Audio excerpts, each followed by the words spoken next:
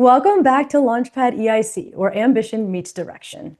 When we think about standing out early in our career, we often think about being the strongest speaker in the room, having the best ideas, being the most innovative. But I think that there's a skill that we oversee often, and that skill is facilitation. Being really good at guiding conversations and bringing different perspectives together, asking the right questions, and really just helping people move the needle forward to make an impact in their organization.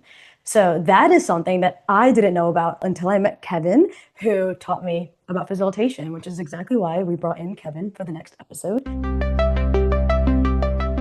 So welcome, Kevin, to Launchpad. Thanks for being here. Well, thanks so much for having me. Can you give our audience a little bit about your background, how you got to where you are today, and how facilitation became such an important part of your work? Yeah, so just a little bit about me. I feel like I've had four distinct chapters in my career. I started out in accounting and finance, amazing foundation, but not where my passion lied. So I tried a different route. I went into sales, pharmaceutical sales, and found that I loved working for companies that made a difference in people's lives. So I stayed in a sales leadership pathway for quite a number of years. And then I wanted to try something related. So I went into marketing. And then I had an opportunity related, but something new, to go into learning and development. And I tried it and I was like, wow, I think I actually found something that aligns well with my purpose. And my purpose at the simplest level is like, I want to help people be better and all. And learning and development gave me an outlet to do that. So I stayed in learning and development. That's where I'm at today. I'm at a life science company and doing learning and development on an enterprise-wide scale. So, can you tell us about a time in your career where a project, team, or meeting was heading in the wrong direction and how facilitation, not authority or expertise, but facilitation itself, helped really turn things around for that project? Yeah, I think it's interesting, right? Like facilitation or like indirect leadership is a really important skill. Direct leadership's easy, right? Like if someone reports to you or a team reports to you and you're in charge, you can tell them what to do. And for the most part, they're going to do it because of the whole hierarchical management structure. But indirect leadership, where people aren't directly reporting to you and you have to use skills like facilitation and influence, is a lot harder. So I have an opportunity, I guess a little earlier in my career. I was leading a large technology installation. And then when I came onto the project, it was already kind of kicked off, not quite the early stages, but it was kicked off and it was a hot mess. I mean, it literally was not going in the right direction, lots of finger pointing. People just generally were not getting along. And it was a really critical project for the company. So I quickly identified there was like three things that were not working. One, the requirements of the project were not being met on either side. It was under resourced. We actually did not have the right people or dollars on the project to achieve the objective. And the roles and responsibilities were unclear. So, those are like three major things that are going to cause a project to just stall out or actually start moving in the wrong direction. So I think the things like when I think about facilitation, came down to some like really basic things, like just listening to people well, like listening to both sides of the story, right? Because both people had perspectives, both people believed they were right, both people felt passionately about their position, and like I was in the middle. So listening well to both parties was really critical. And then setting a clear vision of where we wanted to go, why that was important, start to map out like how we're going to get there and what the benefit's going to be for both parties was really important. And then just getting the right resources from senior leadership. I remember having the conversation like, this project will not be successful and will continue to stay stalled or regress unless we get the right resources on it. So, like all of those things, like listening well, setting clear vision, getting the right resources, got us moving in the right direction. Now, we still had a lot of bumps along the way, but we started to make positive progress. And when we started to make positive progress, it got some momentum. And then the transformation ultimately was successful and is really helping the business. I first want to touch upon that point that you made about indirect leadership. I agree with you. It is a very hard thing to do, especially early in our careers. It's hard to indirectly lead a team or at least, get your point across to a point where we should take it in that direction. How Would you recommend that an early in career do that without accidentally overstepping on the actual lead of the projects? Yeah, I think there's a lot of ways. Like, and they're the tools that everyone should use in meetings. It doesn't really matter if you're early in career, middle of a career, or even late in a career. Like listening well is always a good tool. And listening well means like listening to the situation, to get some understanding of what may be going on, asking good questions. Like I feel like that is a skill set. When people ask really good questions about the what and the how about things to understand like where people are at, how they got there, what made them choose particular routes. Then it gives you all the insight that you need to really answer or give an opinion from Mhm. an informed position.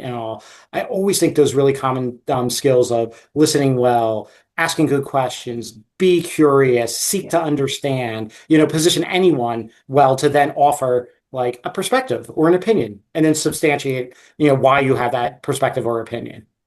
How have you seen, at least as a leader, that facilitation has changed the way that you think about influence, leadership, creating an impact, even from your perspective of yourself, but then also of how others have, you know, how their facilitation has changed the way they lead or help them stand out to other leaders? Yeah.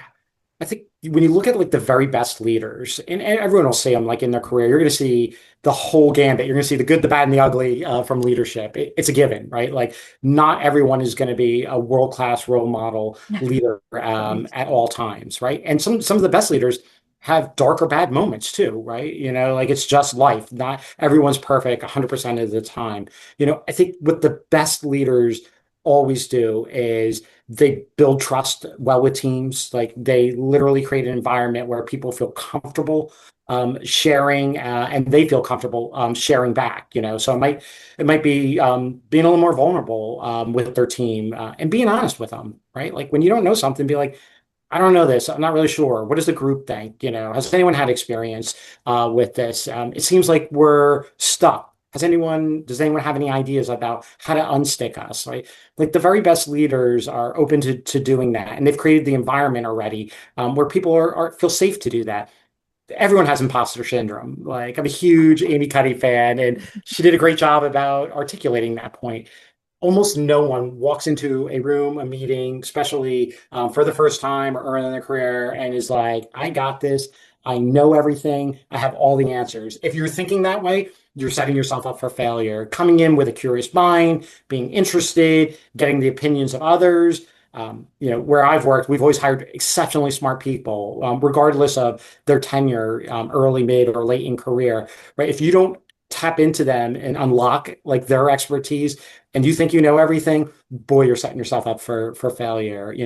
Getting beyond imposter syndrome, has to be, on a pathway that you feel comfortable with, right? Like you shouldn't just, you know, brave up or like man up and try and just like force your way through it. You got to do it in Right. an authentic way that makes sense for you, right? Like Hmm. it might be coaching with a mentor or a peer about how to do that, working with your manager to make sure that you are being heard, or ways of introducing ideas.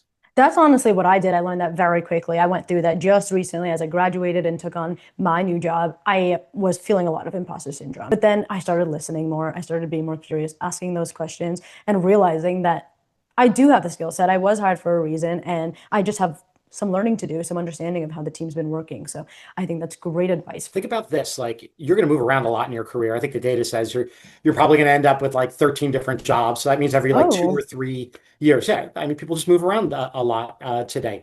Every time you take on a new role, if you're taking on a new role and you know everything about that job, how to do it inside and out, A, you're probably going to get bored really quickly, Yeah. and B, the likelihood of that is really small. So everyone's early in their career or experience every time they take a new role, right? Like they're going to have to walk in, they're going to have to rebuild relationships. They got to learn the dynamics of the situation and the teams they're going to work with. They have to set clarity on a vision. They have to be crystal clear on what are the goals and all. They have to understand their role, the roles around them. They have to understand their responsibility and others' responsibilities. So you're just wash, rinse, repeat every time you Yeah. have a new role at all. And it's So a massive learning curve. So, I mean, you're always going to be learning. I think learning is never, there's no end to learning ever. So, to wrap up our conversation, If a young professional wanted to become known as someone who brings people together, drives those productive conversations, helps teams really make better decisions, what kind of habits would you tell them to start building today after hearing this conversation?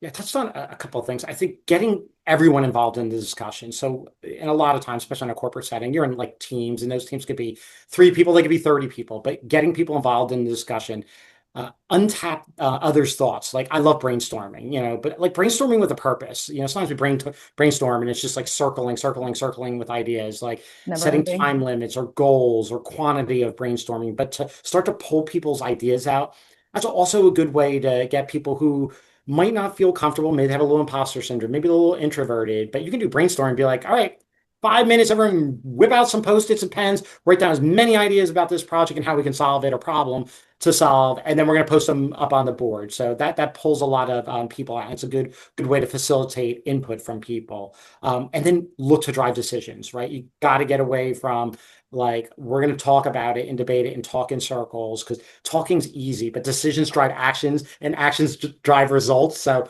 without decisions, you can't get any progress. So getting people involved, brainstorm with a purpose, drive decisions.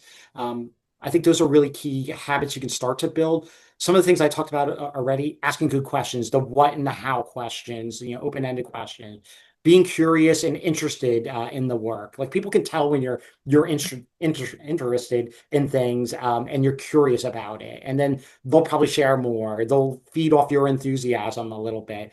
And if you truly want to start to be a leader, like driving clarity, like having a vision, painting the picture of what the future is, give the details on the mission on like how they could actually achieve the objective. Make sure everyone understands why are we on this mission and trying to hit this vision, and then anchor it in like what are they going to get out of it? Like what's the with them? What's in it for me?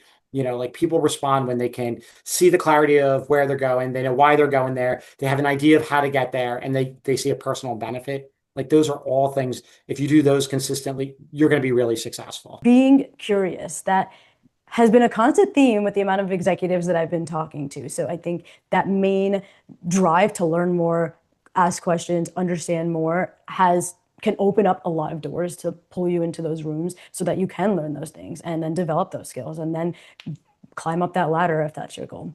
So thank you so much, Kevin. Oh, you're welcome. This is really fun to do, and you're doing a really nice job with your podcast. Yay, thank you. I hope that at least one listener learned one thing from this conversation with Kevin. Thank you so much, Kevin, for telling us all about your experience and how to become better facilitators and just stay curious. See you on the next episode.